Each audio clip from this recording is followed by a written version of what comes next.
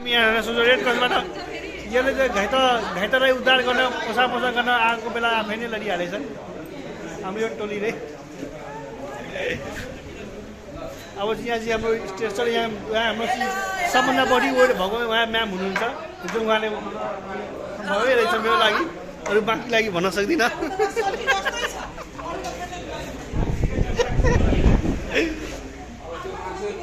Fracture भएकोलाई treatment दिनु हुँदैछ। उहाँ चाहिँ हाम्रो फ्र्याक्चरको लागि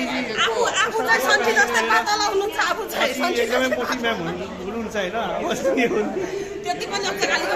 लगभग 80-90 केजी होला, मभन्दा पनि डबल म्याम यहाँ सिकाउनु हुँदैछ। म्यामको नाम बिर्से म्याम। अनि हाम्रो चाहिँ यहाँ टोली फेरि 3 नम्बरको टोली रहेछ। अनि हाम्रो जनप्रिय आबीको प्रो धर्मेन्द्र सर पनि एक गुरुमा हुनुहुन्छ, जो कि आफ्नो र्याक बनाउनु हुँदैछ।